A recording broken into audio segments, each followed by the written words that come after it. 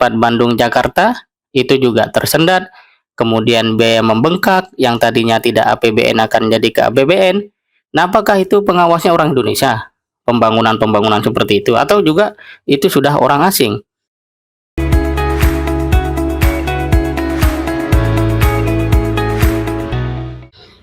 Assalamualaikum warahmatullahi wabarakatuh, sahabat sekalian. Berita kembali panas dan ini kaitan dengan bagaimana seorang pemimpin memberikan nilai terhadap bangsanya sendiri dan melihat bahwa yang dari asing selalu mampu untuk bisa memberikan jaminan kualitas, terutama dalam proyek-proyek pembangunan. Ini seperti dilansir oleh antaranews.com bahwa Jokowi mengatakan proyek IKN pakai pengawas asing demi jamin kualitas. Presiden mengatakan nanti kalau jelek gimana kualitasnya? Kalau hanya 1-2 yang mengarahkan, yang bisa mengontrol, mengawasi supaya hasilnya bisa kualitas baik, kenapa tidak? Ujar Jokowi kepada awak media selepas meninjau pasar Menteng Pulo, Jakarta Selatan, Kamis 15 Juni 2023. Sahabat kalian, kalimat dari Presiden ini menunjukkan bahwa hanya orang asing yang bisa melakukan pekerjaan pengawasan dengan hasil yang berkualitas. Dan kalau betul-betul ingin melakukan satu proses pembangunan dengan kualitas terbaik, maka harus diupayakan orang asing. Kira-kira seperti itu pesan yang dapat ditangkap secara umum oleh publik. Namun demikian, Presiden mengatakan bahwa tidak benar kalau upaya menggunakan tenaga asing sebagai pengawas adalah karena bagian daripada strategi pemerintah mengundang investasi asing dalam proyek IKN itu sendiri. Presiden mengatakan, enggak ya, karena kita ingin menaikkan level kualitas kita. Jangan sampai nanti hasilnya kayak SD Impres, mau, kata Jokowi.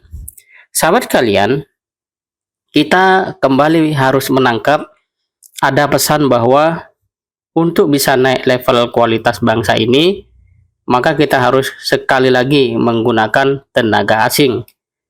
Jangan sampai hasilnya kayak SD Impres. Di sini kemudian kita mulai melihat bahwa ada satu komparasi yang kalau bahasa sekarang itu tidak apple to apple. Istana dengan SD jelas berbeda ya, daripada tujuan, ya termasuk di dalamnya anggaran, termasuk di dalamnya adalah tenaga-tenaga yang diperlukan. Jadi dalam hal ini menganalogikan istana dengan SD itu sudah tidak bisa menjadi bagian dari komparasi yang tepat. Namun demikian, itulah yang telah disampaikan oleh Presiden, sehingga wajar kalau kemudian sebagian besar orang tidak bisa menerima ungkapan ini begitu saja. Terlebih dalam sejarahnya, nah ini kalau suatu analogi atau perbandingan itu tidak tepat, tidak apple to apple, maka orang akan mengembangkan, ya. Misalnya soal SD Impres, katakanlah dia tidak berkualitas, tetapi faktanya SD Impres ini telah melahirkan banyak anak Indonesia menjadi orang-orang yang cerdas, gitu kan? Nah, padahal seharusnya kalau bicara pembangunan IKN, ya dibandingkan saja dengan istana yang sekarang, ya, di Jakarta itu, atau yang dibangun di Bogor dan seterusnya. Nah, sahabat sekalian, inilah sebuah akibat dari pesan-pesan yang kemudian mungkin tidak diharapkan akan mendapatkan respon seperti ini dari publik oleh Presiden Jokowi. Tetapi karena kalimatnya seperti itu, maka respon masyarakat pun menjadi bertentangan dengan apa yang diharapkan oleh Presiden itu sendiri. Harapan Presiden kan publik mengiyakan, menyetujui, mengafirmasi bahwa betul ide seperti itu.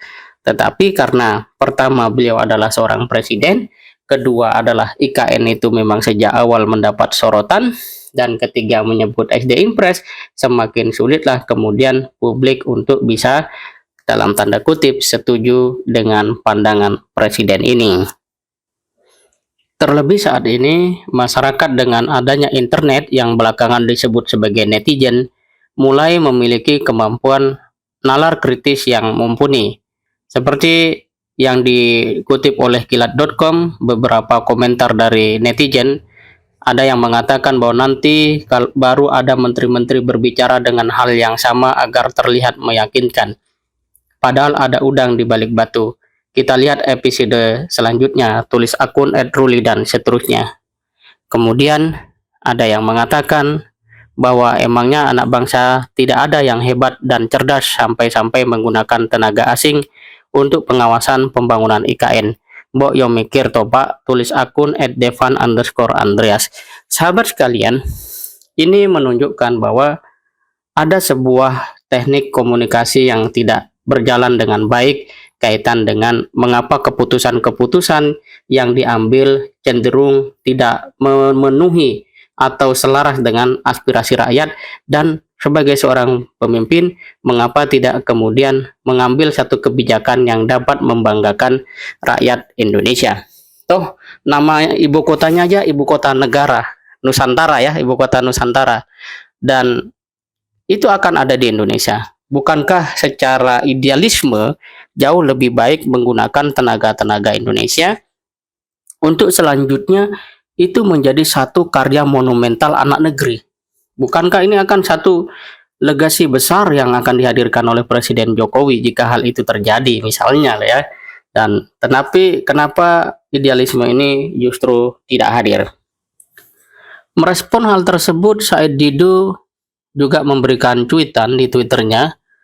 Sebagian besar pejabat otorita IKN adalah doktor dan alumni ITB, tapi mereka tidak membela para insinyur yang kemampuannya dihinakan oleh menteri dan presiden yang ingin datangkan pengawas asing di pembangunan IKN, takut kehilangan jabatan.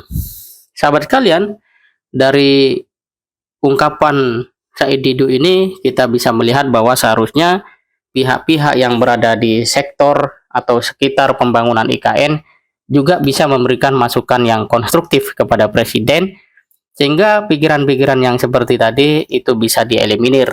Nah, terlebih kan mereka yang ada di sekitarannya itu juga lulusan Indonesia. Apa iya memang seperti itu? Nah, sekarang kalau kita timbang lebih jauh, pada akhirnya kualitas pembangunan yang baik itu sama dengan orang asing, dan kualitas pembangunan yang buruk itu sama dengan orang dalam negeri atau orang Indonesia. Jika ini diteruskan, apalagi diyakini oleh penggerak pemerintahan, jelas ini akan merugikan anak bangsa. Ya. Karena pada akhirnya bangsa sendiri yang kemudian tidak percaya diri dengan apa yang terjadi di Indonesia terkait dengan kualitas manusianya. Kalau kita lihat opini ya yang ada di koran Tempo hari ini yang berjudul Politik Pendidikan dan Masa Depan Indonesia yang ditulis oleh Anggi Afriansyah, peneliti sosiologi pendidikan di Pusat Riset Kependudukan BRIN, dia mengatakan pada bait terakhir, paragraf terakhir maksudnya, hal penting terakhir adalah apa kesepakatan bersama untuk membangun manusia Indonesia melalui ruang pendidikan dalam kerangka Indonesia masa depan dan jangka panjang. Perubahan kebijakan bukanlah sesuatu yang terlarang, karena itu merupakan hal yang pasti terjadi. Hal yang paling penting adalah kesadaran para pemimpin bahwa wajah Indonesia di masa depan salah satunya sangat bergantung pada bagaimana tata kelola pendidikan dilakukan. Karena itu, politik pendidikan yang berpihak akan sangat berpengaruh dalam mewujudkan wajah Indonesia masa depan. Seharusnya, kalau memang pemerintah mau sistematis di dalam upaya pembangunan alias tidak tergesa-gesa, maka disiapkan dulu SDM-SDM sehingga IKN itu adalah murni 100% hasil pembangunan dari anak negeri. Kira-kira begitu.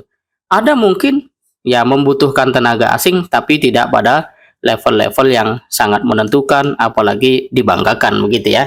Tapi cukup saja sebagai pihak yang membantu, kan begitu semestinya. Nah, sahabat sekalian, dengan fakta ini kita kemudian dapat memahami bahwa negara ini harus maju juga diawali dari cara berpikir para pemimpinnya. Ya.